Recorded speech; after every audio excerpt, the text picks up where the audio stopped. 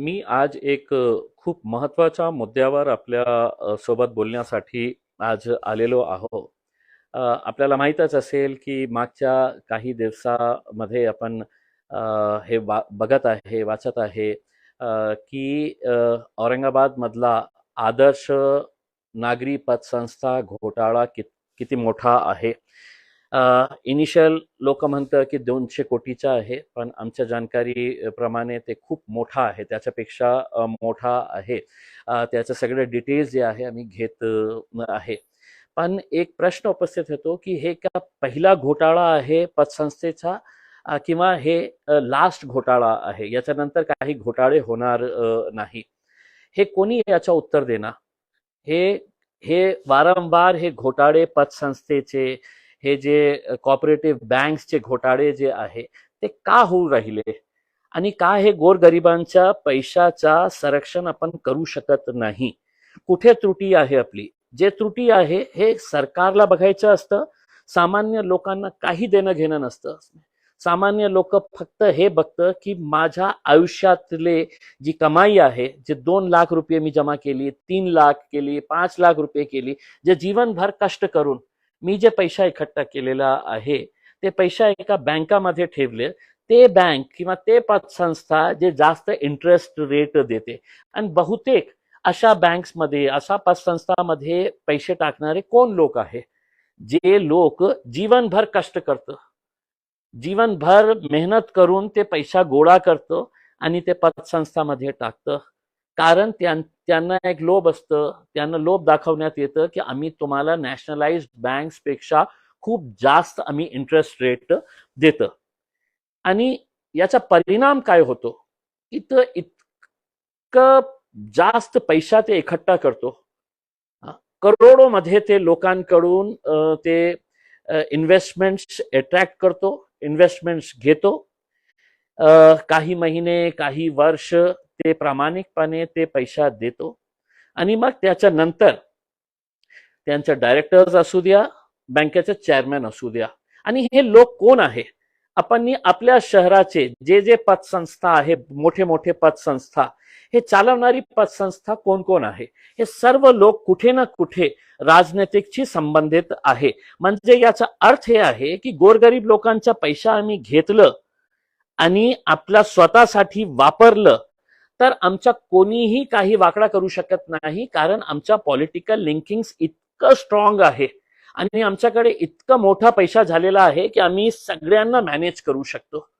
मी जेव्हा आदर्श घोटाळ्याच्या संबंधित आता लोकांकडून जानकारी घेत आहे, त्यांचे डॉक्युमेंट्स मी बघत आहे, हे दुर्दैवच म्हणावं लागणार आहे की कोट्यवधी रुपये लोकांचे, म्हणजे दररोज मला त्या दिवसापासून जेव्हा मी पहिल्यांदा सिडकोच्या ब्रांचमध्ये, त्यांच्या हेड ऑफिसमध्ये जेव्हा मी गेलो होतो, त्याच्यानंतर दररोज मला 10-10, 15-15, 20-20 लोक फोन करतं, आणि जे जे मला फोन केलेले आहे ते सर्व रडत आहे.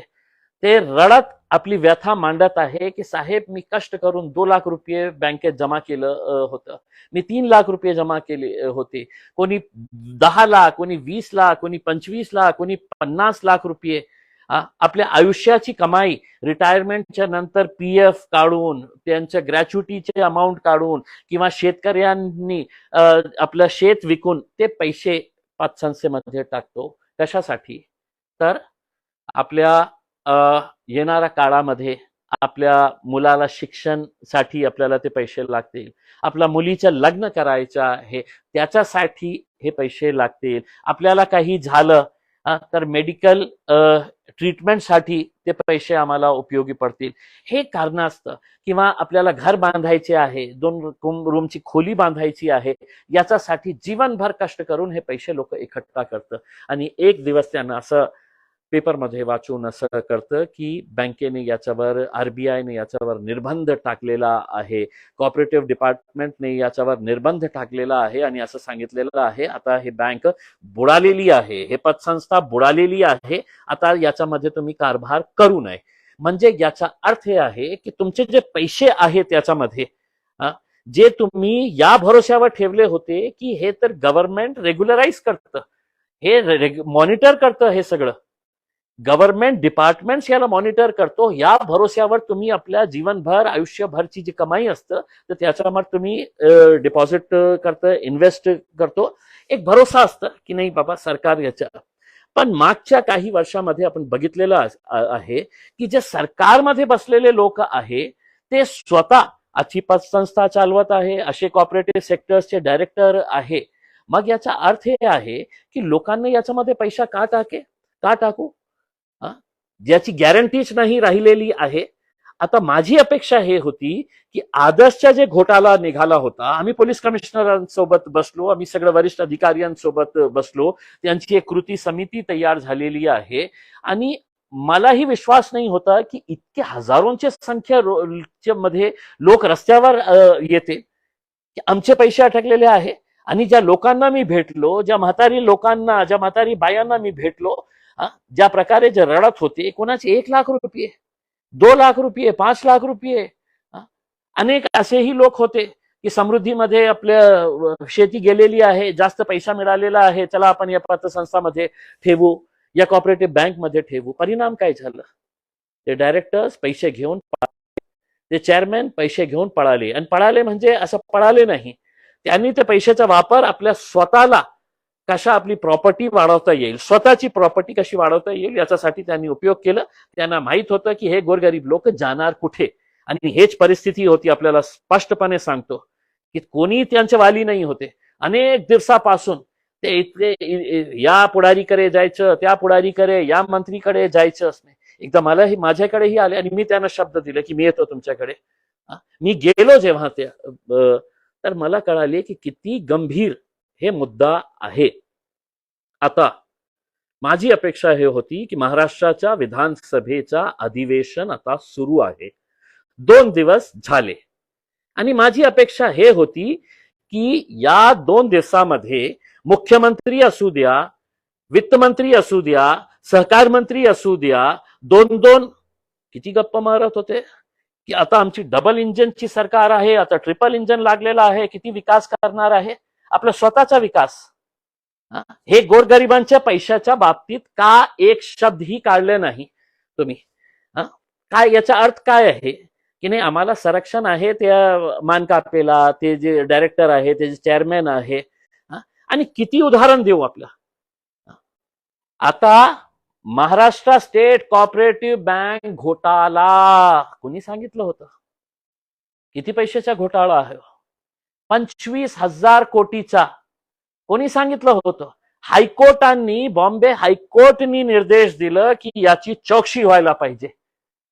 आणि आपल्याला भाषण, मला नाव घेण्याची आवश्यकता नाही आहे, ज्या प्रकारे त्यांनी भाषणमध्ये हे सांगितलं होतं, महाराष्ट्र स्टेट कॉपरेटिव्ह बँक घोटाळा.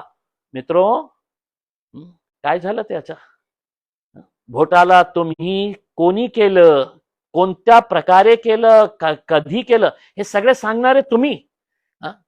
आणि सरकारमध्ये त्यांनाही तुम्ही बसवणार आहे. आणि हे जे गोरगरीब लोक आहे यांच्या बाबतीत काही बोलणार नाही. आता मी महाराष्ट्राचे मुख्यमंत्री, सहकार मंत्री आणि 2 उपमुख्यमंत्री यांना हात जोडून विनंती करतो, 2 दिवस आपल्याला मी देतो.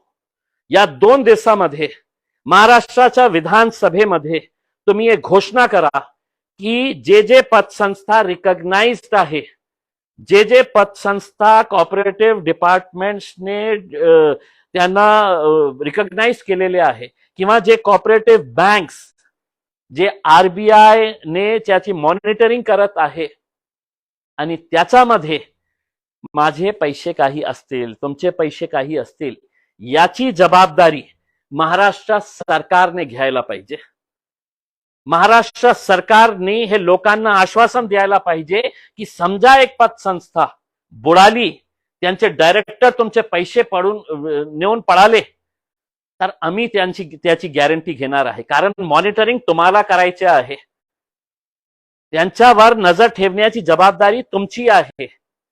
म्हणून आम्ही 2 दिवस, थर्सडे, फ्रायडे, या 2 दिवसामध्ये आम्ही हे महाराष्ट्राची सरकारला विनंती करतो की तुम्ही महाराष्ट्राच्या विधानसभेमध्ये हे घोषणा करा की कॉपरेटिव्ह बँक्स, सहकार क्षेत्र महाराष्ट्रातून, देशामध्ये जर सहकार क्षेत्राचा जन्म झाला, कुठून झाला? हे माझ्या महाराष्ट्रातून झाला. पण त्यावेळचा सहकार क्षेत्र कशा होता आणि या काळामध्ये कशा सहकार क्षेत्र चालवते हे सगळ्यांना माहित आहे. की कसे आपले शुगर मिल्स, कसे आपले बँक्स, कसे आपले कॉटन फेडरेशन, कसे आपले सोसायटीज, पतसंस्था, हे कोणी चालवत आहे? कोणीही गोरगरिबांचं वाली नाही आहे. म्हणून तुम्हाला सहकार क्षेत्र वाचवायचं असेल तर या 2 दिवसामध्ये तुम्ही महाराष्ट्राच्या विधानसभेमध्ये घोषणा करा की आम्ही या लोकांचे, सगळं जे लोकांचे पैसे या सहकार क्षेत्रामध्ये, की ते कॉपरेटिव्ह बँक्स असू द्या किंवा कॉपरेटिव्ह सोसायटीज असू द्या, त्याची जबाबदारी महाराष्ट्र सरकार घेणार आहे. पैसे बुडाले तर 6 महिन्यामध्ये 1-1 रुपया परत करण्याची जबाबदारी हे महाराष्ट्र सरकार घेईल. आणि तुम्ही तसं नाही केले तर 2 दिवसानंतर आम्ही पूर्ण महाराष्ट्रामध्ये एक आवाहन करणार लोकांना की तुमच्या पैसा कधीही कोणीही पडवून घेऊन जाणार आहे. आणि तुमच्या कष्टाचे जे पैसा आहे ते तुम्हाला मिळतील नाही मिळतील मला माहित नाही आहे. आरबीआय काय करतं? आरबीआय एक नोटिफिकेशन काढतं की हे बँकामध्ये खूप घोळ झालेला आहे, आम्ही तुम्हाला एक इन्शुरन्स म्हणून 5 लाख रुपये आम्ही देणार आहे करके. आणि त्याच्यानंतर